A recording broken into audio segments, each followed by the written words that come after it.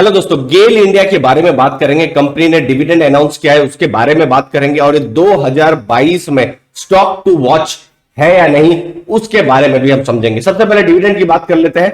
4 रुपए पर शेयर का डिविडेंड गेल ने अनाउंस किया है और इंपॉर्टेंट डेट जो आपको ध्यान में रखनी है वो है December 30, क्योंकि ये एक्स डिविडेंड डेट है। अब एक्स डिविडेंड डेट का मतलब क्या होता है, क्योंकि बहुत कंफ्यूजन होता है। जिनके पास भी स्टॉक 30 दिसंबर से पहले है, मतलब अगर आपने 29 तारीख को भी स्टॉक खरीदा है तब डिविडेंड के लिए एलिजिबल होंगे। अगर आप 30 तारीख को खरीदते हैं तो डिविडेंड नहीं मिलेगा, तो ये ध्यान में रखना है। रिकॉर्ड डेट देखेंगे तो 31 दिसंबर की है। जल्दी से आपको पास्ट का डिविडेंड दिखा दूं।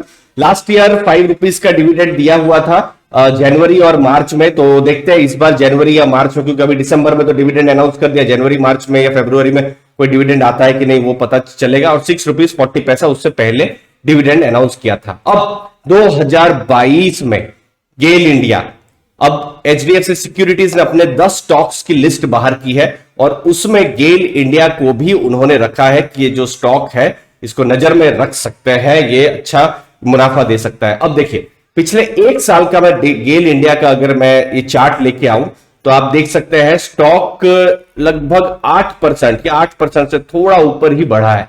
130 रुपीज अभी है, जो पिछले साल 120 रुपीज इसी समय में होगा।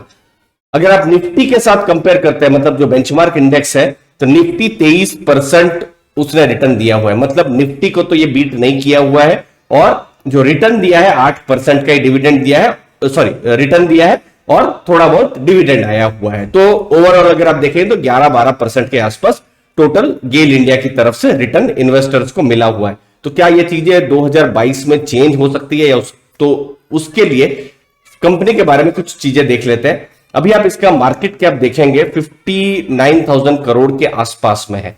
पी रेशियो 6.28 है, जो प्राइस टू अर्निंग रेशियो है, जो कि मुझे लगता है एक बहुत ही कम पी रेशियो है, मतलब वैल्यूएशन वाइज कंफर्ट है।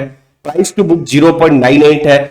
लाइव स्ट्रीम में मैं इन सब कॉन्सेप्ट्स को बताता रहता हूं, जैसे प्राइस टू बुक रेशियो है। समझ लीजिए कंपनी को पूरा अगर कोई बेच रहा है तो क्या बुक वैल्यू रहेगी उसकी, तो बुक वैल्यू ही है 135 और स्टॉक प्राइस उससे भी कम है, तो वैल्यूएशन कंफर्ट है।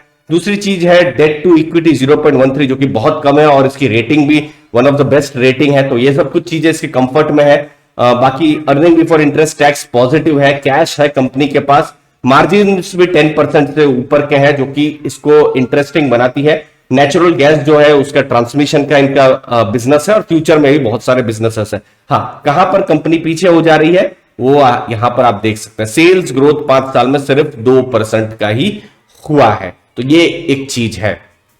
अगली चीज, ये मोतीलाल ओसवाल जो है उनकी मैं रिपोर्ट में देख रहा था और वहां पर पी रेशियो के हिसाब से ही हिस्टोरिकली पिछले 10 साल में गेल को देखा गया है। तो फिलहाल आप देखिए 9.4 का पी रेशियो, ये डेट अलग है इसीलिए आपको अभी का पी रेशियो और दिख रहा है, और वो पिछला जो पी रेशियो था वो अभी का पी रेशियो था। ये फॉरवर्ड पी रेशियो है, मतलब अगले साल का, तो उस हिसाब से तो 9.44 है। और अगर आप एवरेज देखेंगे तो एवरेज भी इसका पी रेशियो 12.5 होता है। तो मतलब अपने पास्ट 10 साल के भी पी रेशियो से कम में ये ट्रेड कर रहा है। सबसे कम ये 6 का पी रेशियो में हुआ है, लेकिन एवरेज है 12.5 और 16.3। जब हम कहते हैं अभी बहुत ही ओवर वैल्यूड मार्केट है, तो उस केस में हम गेल इंडिया को देख सकते हैं कि एक अच्छे खासे जो वैल्यूएशन कंफर्ट एटलीस्ट इन्वेस्टर को मिल रहा है।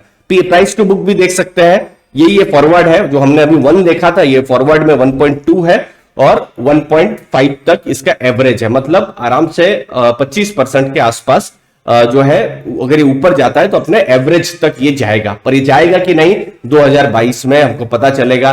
बट बहुत सारी चीजें हैं, मार्केट्स कैसी रहती है 2022 में, कंपनी कैसा परफॉर्मेंस करती है, उन सब के ऊपर में। बट हाँ, एक चीज है जो डेटा से लग रहा है कि वैल्यूएशन कंफर्ट इन्वेस्टर्स को है। बाकी गेल के बारे में इंपॉर्टेंट चीजें, गैस ट्रांसमिशन और डिस्ट्रीब्यूशन का काम है और अभी अपने आप को वो दूसरी चीजों में अपने आप को एक्सपांड भी कर रहे हैं, जैसे पेट्रोकेमिकल का बिजनेस है, स्पेशलिटी केमिकल है, रिन्यूएबल्स है। रिन्यूएबल्स में जो ग्रीन हाइड्रोजन की बात मैं करता रहता हूं, तो वहां पर 10 मेगावाट का सबसे बड़ा, मतलब पहला और सबसे बड़ा इलेक्ट्रोलाइजर वो प्रोड्यूस करने वाले हैं। तो उसके लिए काम शुरू हो गया, अभी नहीं 12-14 महीने के बाद ये होगा।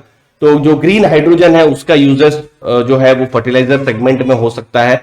फिर सीएनजी के साथ भी मिक्स करेंगे गेल की ऐसी योजना है, क्योंकि सीएनजी जो है इनका प्रोडक्ट एक तरीके से इनका डिस्ट्रीब्यूशन है, तो सीएनजी के साथ होता है, तो इनके लिए भी एक नेचुरल, इनके लिए भी फिट हो सकता है, तो वो सीएनजी ऑटोमोबाइल्स में सेल हो सकता है। बट ये सब चीजें तो अभी बहुत ही रिसेंट में है।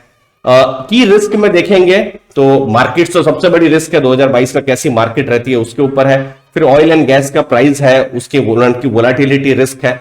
फिर जो पाइपलाइंस है, पाइपलाइंस पर उनको टैरिफ मिलता है, लेकिन टैरिफ रिडक्शन अगर गवर्नमेंट की तरफ से हो जाता है तो वो कुछ रिस्क है। तो दोस्तों रिस्क को बिल्कुल ध्यान में रखें जब भी आप इन्वेस्ट कर रहे हो, यही मैं आपको कहता हूं, और अपना एसेट एलोकेशन हमेशा संभाल के जरूर करिए। धन्यवाद आपके टाइम के लिए।